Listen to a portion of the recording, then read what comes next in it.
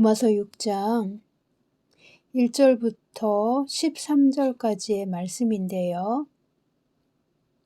성경 봉독은 4절, 5절, 그리고 12절, 13절만 함께 하겠습니다.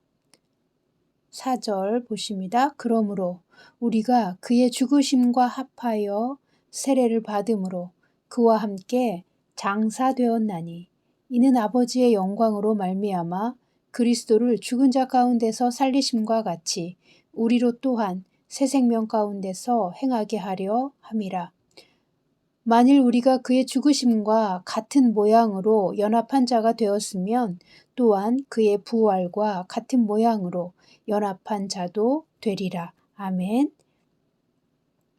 12절, 13절 이어서 보십니다. 12절 그러므로 너희는 죄가 너희 죽을 몸을 지배하지 못하게 하여 몸의 사욕에 순종하지 말고 또한 너희 지체를 불의의 무기로 죄에게 내주지 말고 오직 너희 자신을 죽은 자 가운데서 다시 살아난 자같이 하나님께 드리며 너희 지체를 의의 무기로 하나님께 드리라. 아멘. 이 로마서 6장 1절에서 14절까지의 내용을 보면 이렇습니다. 제가 하나하나 정리해 보겠습니다. 첫 번째로 믿는 자에겐 영생이 있습니다. 영생이란 죽지 않고 영원히 사는 생명입니다. 믿는 자가 구원받고 거듭난 순간 우리 안에 죽어있던 영이 살아난 것입니다. 즉 부활한 것입니다.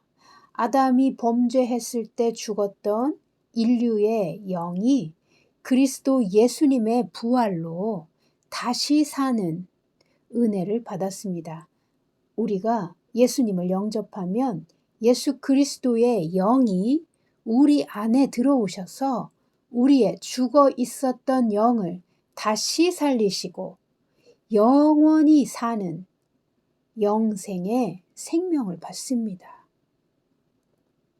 이렇게 다시 살아난 믿는 자의 영을 영생이라고 말합니다. 믿는 자가 받은 영생은 예수님의 부활 생명을 나누어 받은 것입니다. 부활하시고 승천하셔서 하나님 보좌 우편에 앉으신 성자 하나님의 생명, 그 영생하는 생명을 믿는 자가 받은 것입니다. 그래서 믿는 자의 영과 예수님의 영은 하나로 연결되어 있습니다. 예수님 따로, 믿는 자 따로, 따로따로 사는 것이 아닙니다. 믿는 자 안에 그리스도 예수님의 영이 살아계십니다. 여러분 안에 예수 그리스도의 영이 살아 계십니다. 믿는 자의 마음과 몸은 거룩한 주님의 거하시는 성전이 되었습니다. 또한 믿는 자의 몸과 마음, 전 존재가 이제는 예수님의 소유가 된 것입니다. 4절 보십니다. 그러므로 우리가 그의 죽으심과 합하여 세례를 받음으로 그와 함께 장사되었나니. 아멘. 예수님이 죽으셨을 때 우리의 옛사람은 그 십자가에서 함께 죽었습니다. 우리의 옛사람이 예수님과 함께 죽음으로 말미암아 세례받았고 장사되었습니다.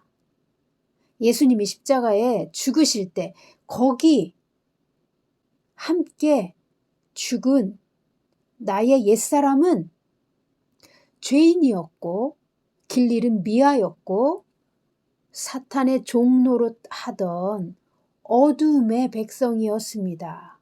하나님의 영광에서 떨어졌고 지옥을 향해 걸어가고 있었습니다. 그러나 그 죄인이 십자가에서 예수님과 함께 죽은 것입니다. 우리의 옛사람이 죽은 것을 반드시 깨달으시기 바랍니다. 우리의 옛사람은 죽었습니다. 죄인이었고 저주 아래 묶여 있었고 죄를 이길 힘이 없었던 그 옛사람은 이미 오래전에 십자가에서 예수님과 함께 죽었습니다. 죄와 저주와 사망은 옛사람과 함께 죽었습니다. 그 옛사람은 더 이상 내가 아닙니다. 그 옛사람은 살아있지 않습니다. 존재하지 않습니다. 그러면 우리는 어떻게 되었습니까? 4절 이어서 보십니다. 이는 아버지의 영광으로 말미암아 그리스도를 죽은 자 가운데서 살리심과 같이 우리로 또한 새 생명 가운데서 행하게 하려 함이라. 아멘. 예수님이 죽은 자 가운데서 살리심을 받았을 때 그때에 우리도 다시 부활의 영을 가진 새 사람으로 살아난 것입니다. 그 살아난 새 사람의 영은 우리의 영입니다. 영의 사람, 영생을 가진 새로운 존재가 되었습니다. 우리의 영이 부활하여 의인이 되었고 거룩한 하나님의 자녀가 되었습니다. 하늘의 시민이요 예수님과 공동 상속자가 되었습니다. 하나님으로부터 유산을 상속받는 공동 상속자가 되었습니다. 믿는 자의 합법적인 신분이 하나님의 친 자녀가 된 것입니다. 하나님의 가족이 된 것이죠. 이 세 사람은 새 생명 가운데서 행하는 존재입니다. 5절 보십니다. 만일 우리가 그의 죽으심과 같은 모양으로 연합한 자가 되었으면 또한 그의 부활과 같은 모양으로 연합한 자도 되리라. 아멘. 우리가 예수님과 죽었음을 깨닫고 믿어야만 부활의 영을 가진 새 사람의 새로운 신분과 새로운 정체성을 가지고 죄를 다스리고 의를 행하는 새 생명 가운데서 행하게 하시려고 하나님은 우리를 구원하신 것입니다. 이 새 사람은 죽은 우리의 옛사람과 전혀 다른 존재입니다. 비록 육신의 모양이 같고 혼의 습관은 여전히 비슷합니다만 영이 다시 살아서 이제는 하나님의 나라와 연결되었고 하나님을 영으로 만날 수 있습니다. 이제 우리는 하나님께 매우 가까운 존재가 되었습니다. 더 이상 죄인이 아니고 의롭게 된 새 사람이기 때문입니다. 우리의 영은 하늘을 향하여 달려갑니다. 우리의 영은 하나님을 기뻐하고 하나님의 뜻을 쫓아갑니다. 그런데 우리의 옛사람과 닮은 우리의 몸과 육신의 정욕, 변화되지 않은 혼은 과거의 습관대로 살려는 의지가 강합니다. 그래서 여기에 전쟁이 있습니다. 그래서 여기에 고통이 있는 것입니다.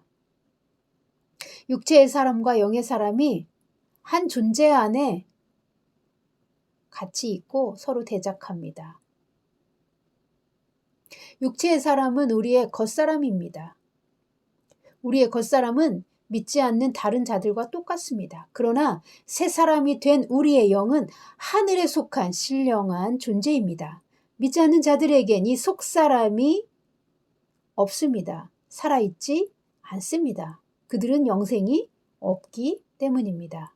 우리가 받은 영생은 우리를 영적인 새로운 신분으로 변화시켜 주었고 이 영의 사람은 하나님을 갈망하고 하나님의 뜻대로 살고자 합니다. 그리고 하나님의 뜻을 행할 수 있는 능력이 와 있습니다. 그러나 육체의 사람, 겉사람은 이 세상에 믿지 않는 다른 사람들처럼 육체가 좋아하는 것을 추구합니다. 하나님의 뜻과 반대되는 이 세상의 문화와 이 세상의 법칙을 좋아합니다. 우리가 거듭나기 전에 항상 살아왔던 방식은 우리 자신에게 매우 익숙하고 편하고 육체의 욕망에 합당하기 때문입니다. 그래서 새 사람이 된 그리스도인은 처음 예수님을 믿으면 과거의 습관과 싸워야 하는 시간이 반드시 필요합니다. 그래서 이스라엘 백성은 이집트에서 구원을 받고 광야에서 오랫동안 훈련을 받은 것입니다. 과거의 습관을 버리기 위해서요. 죄를 미워하고 진리를 배워서 하나님의 뜻을 발견하고 하나님의 뜻이 무엇인지 분별하여 하나님의 뜻을 따라 의의 길을 걷는 거룩한 삶을 살기 위해 옛사람의 습관과 겉사람의 욕망을 거절해야 합니다.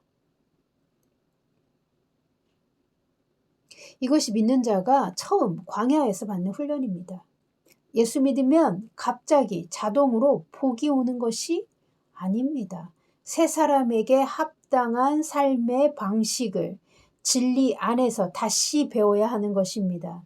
그리고 경건의 훈련을 해야만 이 새 사람의 정체성이 견고해지고 하나님과 교제할 수 있으며 하나님이 주신 복을 향해 전진할 수 있습니다. 자, 12절로 내려가서 보시겠습니다. 그러므로 너희는 죄가 너희 죽을 몸을 지배하지 못하게 하여 몸의 사욕에 순종하지 말고. 아멘. 몸의 사욕은 앞에서 언급한 대로 육체의 욕망과 옛사람의 살아온 습관입니다. 이 새 사람은 더 이상 육체를 위하여 살지 않아야 합니다. 영을 위하여 살아야 합니다. 영은 영원히 이 세상과 그 이후의 세상에서 하나님의 집에서 영원히 살지만 우리의 몸은, 즉 육체는 이 세상이 끝나면 땅에 묻힙니다. 그리고 육체의 삶은 잠깐 지나가고 끝이 납니다. 우리가 육체를 위하여 산다면 육체를 위하여 산 모든 것은 하나님 앞에 가지고 갈 수가 없습니다. 그러나 오직 새 사람이 된 우리의 영을 위하여 산 것은 우리가 하나님 앞에 가지고 가는 것이고 영에 속한 것만 영원히 우리의 상급이 되기 때문입니다. 죄에 대하여 죽었고 의에 대하여 다시 산 새 사람이 영을 따라 살 때만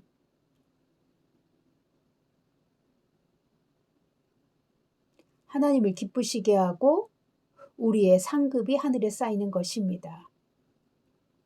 열심히 교회 다닌다고 해서 저절로 하늘에 갔을 때 상이 쌓이는 것이 아닙니다. 교회 열심히 다니셔도 육체를 위하여 살면 하나님 집에 갔을 때 상이 없습니다. 자, 그러면 오래된 우리의 습관을 어떻게 해야 우리는 고침을 받고 변화를 받을 수 있나요? 해답은 13절에 나옵니다. 13절 보십니다. 또한 너희 지체를 불의의 무기로 죄에게 내주지 말고 오직 너희 자신을 죽은 자 가운데서 다시 살아난 자 같이 하나님께 드리며 너희 지체를 의의 무기로 하나님께 드리라. 아멘. 새 사람의 몸은 하나님 나라의 거룩한 무기입니다. 우리의 혼, 즉 생각, 감정, 의지도 영을 따라 살아갈 때 거룩한 무기로 변화되는 것입니다. 우리의 몸도 영을 따라 살아갈 때 거룩한 무기가 되는 것입니다. 우리의 생각을 하나님의 말씀으로 변화시키고 하나님의 뜻에 동의하고 순종하면 우리의 인격에 놀라운 변화와 능력이 옵니다. 즉 우리의 혼이 예수님을 닮는 것입니다. 그리고 우리의 몸을 더 이상은 내 마음대로 사용하는 것이 아니라 어떻게 하면 하나님의 영광을 위하여 사용할 수 있을까? 하나님이 기뻐하시는 뜻은 무엇일까에 초점을 맞추게 되고 우리 몸을 하나님께 드리는 거룩한 산 제물로 사용할 수 있는 것입니다. 영이 중요하다고 하여서 우리의 몸을 학대하는 것은 마귀를 기쁘게 해주는 것입니다. 우리의 몸을 건강하게 유지하고 모든 시간과 직업과 재능과 우리에게 주신 모든 자원을 하나님의 사명을 위해 사용하는 것이 우리의 몸을 의의 병기로 하나님께 드리는 것입니다. 사랑하는 성도 여러분, 우리 믿는 자는 더 이상 이 세상에 속한 죄의 사람이 아닙니다. 과거의 옛사람은 십자가에서 이미 죽었습니다. 우리 옛사람이 죽었을 때 죄의 능력도 죽었습니다. 이 죄는 결코 새 사람을 이기지 못합니다. 새 사람이 된 여러분이 죄를 다스리는 자입니다. 죄는 이미 폐위된 군주라고 패션 성경은 말합니다. 폐위된 군주란 모든 권세와 능력이 박탈당한 존재입니다. 더 이상 믿는 자 위에 있지 않고 믿는 자의 발 아래에 있는 것이 죄입니다. 새 사람은 그리스도께 소속된 존재이고 의로운 일을 행할 수 있는 능력을 가진 영적인 새로운 존재입니다.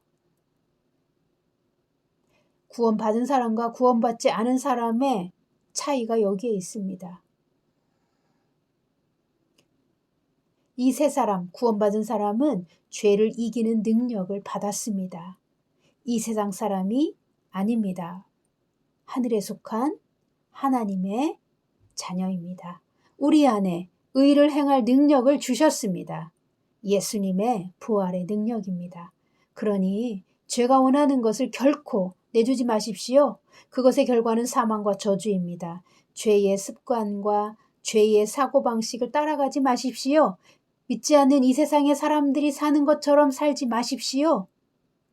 예수님의 십자가로 이미 멸망당했고 폐위된 군주인 그 죄는 더 이상 믿는 자를 지배하지 못합니다. 아무 힘도 없는 자에게 여러분의 하늘 시민권을 내주지 마십시오. 하나님의 자녀의 권세는 이 세상과 마귀를 이기는 권세입니다. 여러분이 이미 합법적으로 받은 하늘의 모든 복을 이제 우리의 육체의 삶에도 오게 하려면 반드시 죄를 이기고 하나님의 기쁨 안에서 사십시오. 여러분은 하늘로부터 모든 신령한 복을 법적으로 이미 다 받으셨습니다. 하늘에서 부르신 고귀한 목적이 여러분의 삶에 있습니다. 부르심과 사명을 위해 사십시오. 아버지는 이런 자녀들에게 모든 자원을 풍성하게 부어주시는 은혜의 아버지이십니다. 2022년은 기적이 오는 해입니다. 물론 믿는 자에게 시험도 옵니다. 그러나 하나님의 영광의 마음을 쏟으십시오. 하나님의 영광에 초점을 맞추십시오. 놀라운 은총이 우리의 삶에 임합니다.